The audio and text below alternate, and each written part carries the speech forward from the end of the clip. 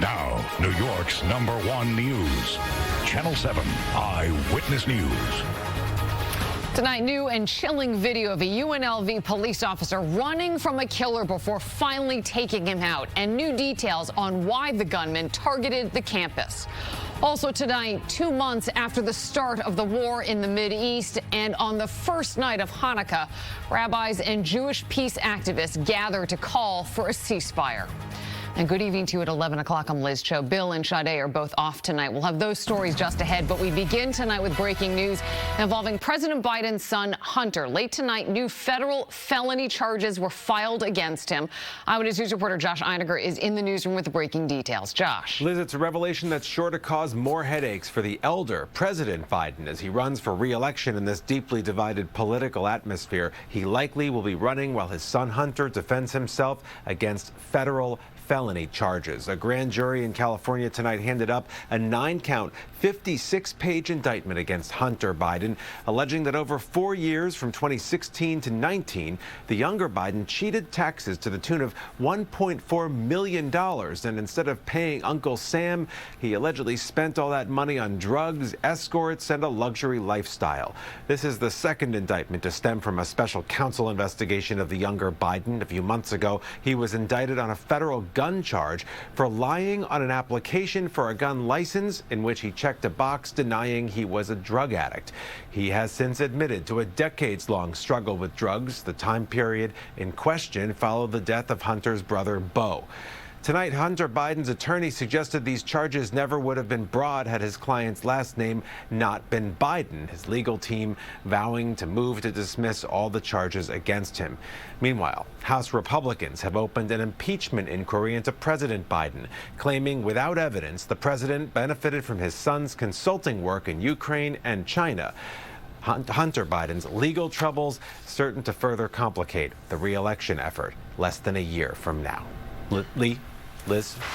All right, thank you, Josh. We'll pivot now to AccuWeather on this cold, wintry night. And this is the last day of our cold spell. Still be chilly in the morning, and then temperatures will be doing better tomorrow afternoon. But third straight day below average, didn't even reach 40 degrees. We'll be in the upper 40s tomorrow. So we'll talk about a warming trend after this chilly night. But that warming trend will end with a windswept rain. We have an AccuWeather alert to end the upcoming weekend. We could have a lot of rain, some gusty winds, and flooding. We're at 39 degrees, and skies are starting to clear out. Our temperatures still pretty chilly. Upper 20s to low 30s, many of our suburbs holding in the upper 30s in the urban areas right now. By tomorrow morning, we'll be in the mid-30s. I think we'll be partly sunny tomorrow morning. Overall, it's a mix of sun and clouds. Definitely more sunshine tomorrow, and temperatures will respond as we get to the upper 40s during the afternoon hours. Maybe a 50-degree reading over parts of New Jersey. So finally, the clouds breaking up as we go through the overnight hours. We'll be partly sunny tomorrow afternoon, and Saturday is our best day. Not totally sunny. See some clouds around, but a nice mild breeze. And then you can see the storm brewing off to the west with that rain in the Ohio Valley. That will arrive here probably by about midday on Sunday, but it's not that bad until we get to later Sunday. So back to normal by tomorrow afternoon.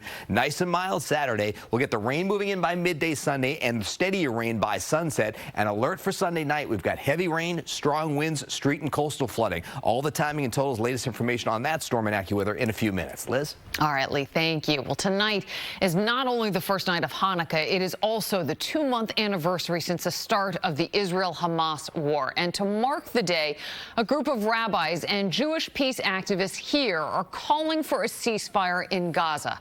And tonight they rallied in Columbus Circle, and our Jim Dolan was there. On the steps of Temple Emmanuel on the east side tonight, Jewish, Muslim, and Christian leaders came together to light the first candle of Hanukkah and celebrate an interfaith brotherhood. We, the Jewish community, are sorry for all the Hanukkah traffic, especially by Rockefeller Center.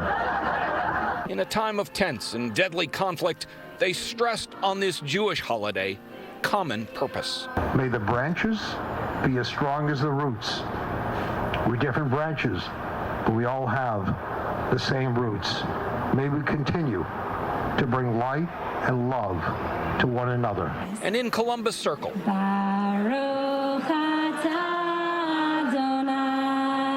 hundreds gathered with an altogether different menorah, one with the word, with the prayer of a ceasefire in its heart.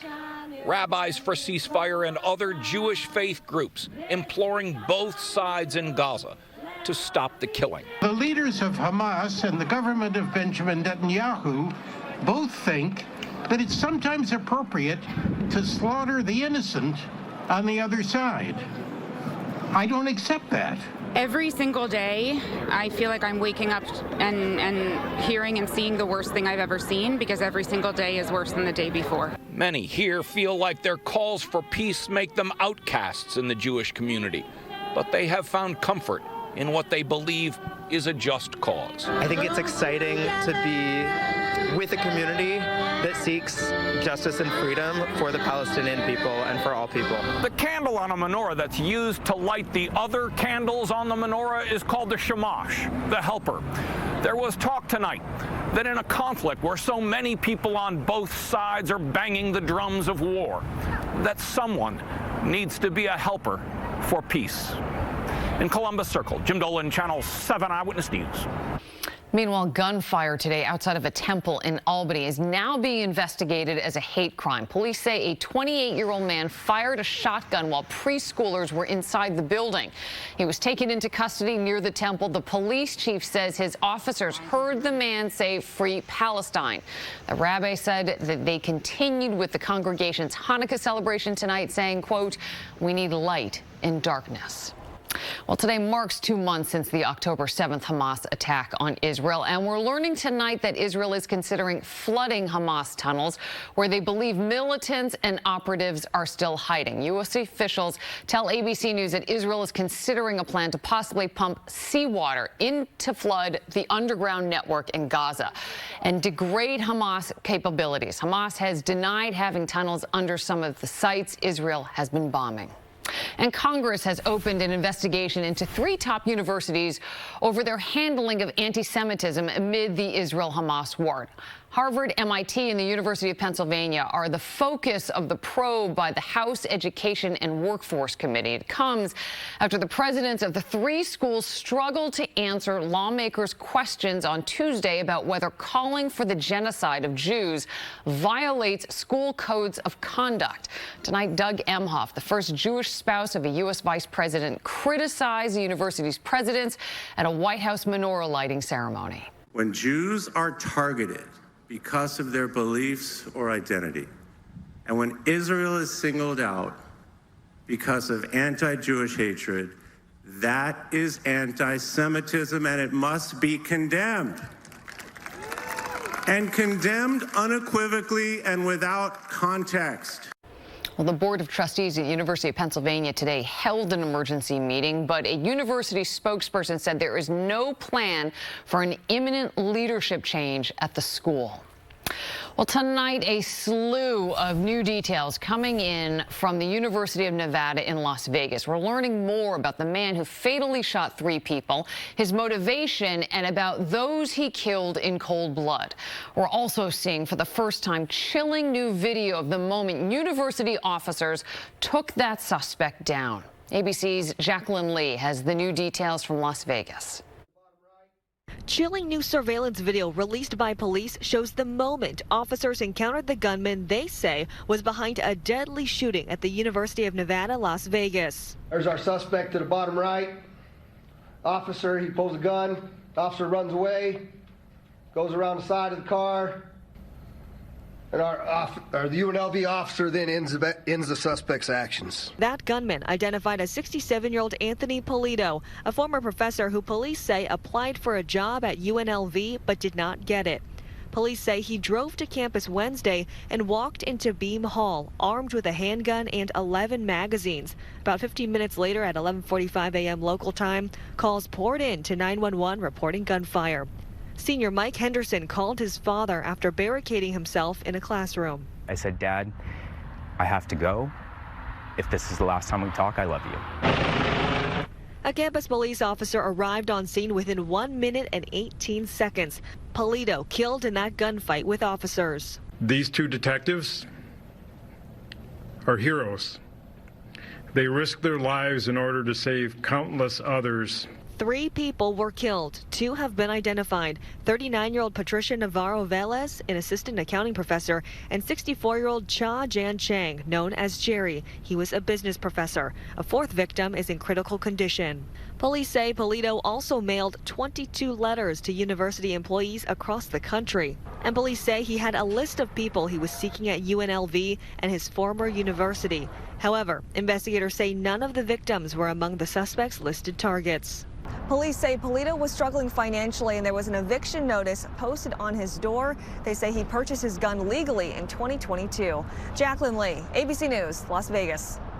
Well, Mayor Adams tweeted late tonight about his last-minute White House meeting where he discussed the migrant crisis. The mayor wrote, "Very productive day in D.C.," but he ended the tweet by pointing out we still have more work to do. The mayor went to Washington to once again ask for federal funding. First, he met with congressional leaders, including Chuck Schumer and Hakeem Jeffries. He was granted a meeting with a senior Biden advisor after telling reporters he had asked to see the president. Every time I come to D.C., I look forward to seeing the president. The team reached out to coordinate. We're going to continue to want to sit down with the president and have a conversation over this. Well, a poll out this week gives Adams the lowest approval rating ever for a New York City mayor at just 28%. Well, new and next at 11, the warning about cantaloupes and the risk of salmonella is growing tonight. After more deaths are reported, we've got the details straight ahead. And the pain and anguish still fresh 30 years after the Long Island Railroad massacre. We look back and remember through the eyes of a survivor. Well, local Democratic leaders today nominated Tom Suozzi to run in the February 13th special election for the New York congressional seat just vacated by Republican George Santos. Suozzi formerly held the seat for 6 years. New York's 3rd congressional district covers parts of Nassau County and Queens. Instead of primaries, party leaders are picking the nominees, and in the wake of Santos's expulsion over ethics violations, Republicans say they are now interviewing and thoroughly vetting more than 25 candidates. Well, it was 30 years ago tonight that New York was reeling from a deadly shooting massacre on board the Long Island Railroad. 19 people were hurt, 6 of them died. A wreath was placed today at the Maryland Avenue Station in Garden City Park to honor those killed. And tonight, decades later, Eyewitness News reporter N.J. Burkett is back on the story, speaking with a survivor who was 7 months pregnant when she was shot on that train. It's 30 years later, and, I'm in a great place. I am still working, in the city, commuting back and forth. There was a time when Lisa Combatti couldn't imagine her life in 2023. She was 7 months pregnant when she was shot on board a Long Island Railroad commuter train on December 7th, 1993. One of 19 wounded on board the 533 from Penn Station. 6 passengers were killed. The bullet lodged between her spine and her unborn child, who is unharmed. My daughter's getting married next year. We've had 30 wonderful years that a lot of people didn't have, and I feel grateful for that. The gunman, Colin Ferguson, was tackled by passengers after he tried to reload. Notes found in his pockets suggested a racial motive, but he would deny he was the killer and was later convicted after representing himself at trial and is serving a 315-year prison sentence. To me, it doesn't seem like 30 years. Joyce Goricki lost her husband James in the attack. For the past 30 years, she's been a tireless advocate for gun control. After all these years, Joyce, are you still angry? Yes, I am very angry. Why is this country like this? For many relatives of the victims and the survivors, there is bitterness and astonishment that the number of mass shootings has exploded since the Railroad Massacre. I'll never give up. I'm going to keep speaking out to the day I die. Charlie Min produced a documentary on the LIRR massacre, one of 10 films he's made about mass shootings in America. At the time, it was a rarity to have mass shootings of that type of nature. Now we're averaging 2 per day. Lisa Combatti asks the same questions while focusing on her own life today. I realized what could have been, and you know, you can't be more grateful when you experience something like that to realize what you have. And just this year, the LIRR discontinued the 533 from Penn Station to accommodate new schedules from Grand Central. Yes, Lisa continued to take that train for 3 decades, but having it off the schedule is, for her, yet another measure of closure. NJ Burkett, Channel 7, Eyewitness News. Well, today marks a day that will live in infamy. It was 82 years ago today that Pearl Harbor was attacked. Military leaders, government officials, and the public all gathered in Hawaii to remember the occasion. On December 7th, 1941, 2,400 service members and civilians lost their lives when Japan bombed the naval base. The sneak attack shook America's confidence and pulled the country into World War II. Today's ceremony included survivors of the attack. Lee. Very powerful visit when I took the family to the site of the USS Arizona. So if you ever have the opportunity to do that, is a must do. And we remember the people that perished that day. All right, so we look to the Empire State Building as we pivot to our AccuWeather forecast. The first night of Hanukkah. Empire dressed for Hanukkah tonight. We're at 39 degrees, a light westerly breeze at around 3 miles an hour. So the wind isn't much of a factor. Sunrise tomorrow morning at 7:07, sunset at 4:28. We're still at our earliest sunsets of the year through the 13th, but we'll see a little bit more sunshine tomorrow. So your weather headlines, a warming trend. We are seasonable tomorrow by afternoon after a chilly morning, and we could go all the way into the 60s by Sunday with a howling south wind. The problem is it comes with some stormy weather. On Saturday, that's a great day to be outdoors. It's nice and mild, but storm prep might be a good idea too. Secure loose items around the home, clear some storm drains as this storm comes in on Sunday with some rain, but it's Sunday night with heavy rain, high winds, and also the potential for some flooding, both street and minor to isolated moderate coastal flooding. Right now, things are calming down. Some breaks in the clouds, but we're still holding on to some cloudiness. Should thin out by morning. It's a mix of sun and clouds early, and it's still cold. 20s in our coldest suburbs, mid-30s in the city, freezing in the nearby suburbs. And then we get in the mid-upper 40s. Feels a little bit more comfortable in the afternoon hours with sunshine and clouds. And tomorrow night, we won't even drop as much. I mean, we're still in the 30s in the suburbs, but I think we stay above 40 in New York City. Now, even though we're fighting some cloud cover on Saturday, there will be some sunshine mixed in. That should get us into the low and middle 50s during the afternoon hours. That's our milder day, our drier half of the weekend, the day to be outdoors. Then we have this frontal system coming in, so rain's likely to come in by about midday on Sunday. I think we might get the first few hours of the morning, but by lunchtime, all bets are off. Low pressure is going to form along that front and enhance the rain. So our heaviest rain is going to be later Sunday night into the wee hours of the morning on Monday. There'll be a changeover upstate to some snow. Maybe that gets into the Poconos and Catskills. Most of our area just ends as rain, and we get a gusty and colder wind on Monday. In terms of rainfall totals, been consistent with this over the past few days. I think 1.5 to 2.5 inches of rainfall. So there will be some street flooding and standing water that goes into Monday morning. It's already breezy by Sunday afternoon with some gusts over 30, but we'll peak with some 40 to even 50-mile-per-hour gusts, potential damaging winds later Sunday night and early Monday morning, and it's still blustery and cooler as we go into the day on Monday.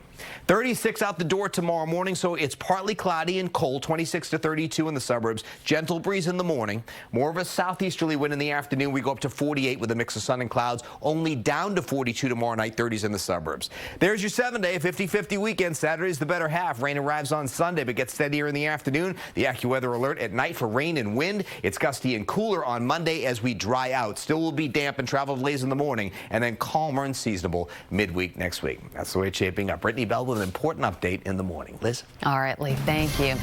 New and next at 11 o'clock, 9 people out for a serene ride in a hot air balloon when something goes terribly wrong. We're going to show you the dramatic moments that balloon crash lands. A third death has been reported in the United States in an outbreak of Salmonella tied to cantaloupes. The FDA reports 230 cases of illnesses in 38 states, including the 3 deaths. The outbreak is tied to cantaloupes grown in Mexico and sold under the Rudy and Melchita brands.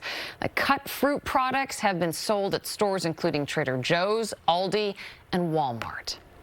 And new tonight, a hot air balloon crash landing into a neighborhood in Phoenix. 9 people were in the basket of the balloon when it crashed, but thankfully no one was hurt. Video from the scene shows the balloon crashed on the side of the road, partially over a backyard wall, and then hung up on a street light pole. The FAA is now investigating the incident. Wow. Thankfully, no one was hurt. Brian is up next to sports. We've got a lot going on tonight because we have Charles Barkley and Stephen A. Smith like you've never seen them before. Plus, the Isles and Devils look for big wins. And here's something you love to see. Two of New York's biggest sports stars exchanging jerseys. And then Aaron Judge told us what he thinks about Juan Soto in pinstripes. All rise. Sports is next. Is it too early to be talking Yankees World Series at this point? Oh, well, based on the field forecast, yes, even though that was sabotaged by Mets fans, we think. Listen, the Yankees were 25th in runs scored last season. This guy's going to help. I can promise you that. It's been 24 hours since the news broke, and it's still taking some getting used to. Juan Soto is a Yankee. Bombers fans have been waiting for a big offseason splash, and those wishes were granted in a big way. Soto, he's a bona fide superstar, just 25 years old, three-time All-Star, won 4 Silver Sluggers. The Yankees outfield also gets a major boost as Soto will join Aaron Judge and Alex Verdugo to provide some pop to an outfield group that had the lowest batting average in baseball last season. By all accounts, yes, the Yankees hit a home run. We're just very proud of the fact that we can call him a Yankee at this time and with the full intentions of, again, taking a shot at his title. He's a generational talent. You know, we gave up quite a few, special pitchers in the package, but I think everybody in pinstripes is looking forward to having Juan Soto, Grissom, Verdugo, all those guys, in pinstripes. Trent Grisham also part of that deal. And speaking of trades, Aaron Judge met up with Saquon Barkley before their appearance on GMA3 today. The New York Stars swapping jerseys backstage. Barkley joined the show after being nominated for the Walter Payton Man of the Year award, while Judge was there to talk about his All Rise Foundation. Two great athletes on the field, even better men off of it.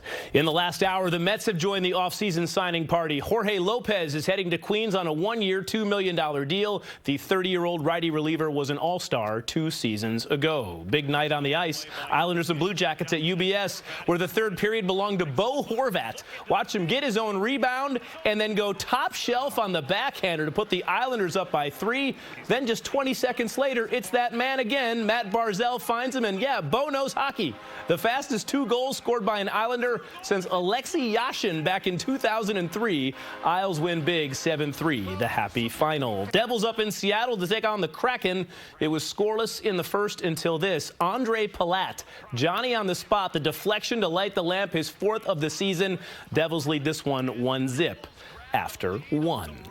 And finally, history in the NBA. The first ever in-season tournament has reached the semifinals, which were played tonight in Las Vegas. ESPN and TNT co-hosted the pregame festivities, which meant a first ever fiery battle between Stephen A. Smith and Charles Barkley. And it went pretty much exactly how you'd expect. Let me tell you something, Stephen A.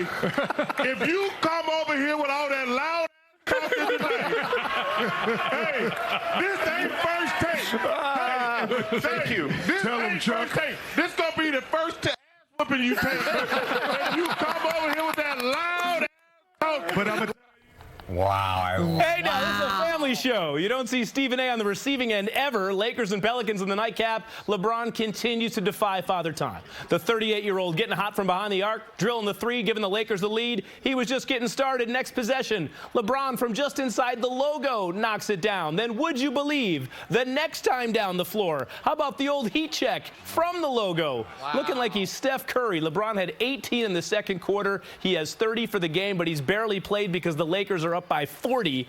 They will face the Pacers in the NBA Cup Championship on Saturday. Nifty little thing from Commissioner Adam Silver to get fans more involved here in the regular season, and it has worked. It's been a fun tournament to watch. Meanwhile, I haven't seen Stephen A. silent like that in a while. You never see it, and you won't see it again. Right. We'll be right back. Jimmy Kimmel is up next. Have a great night.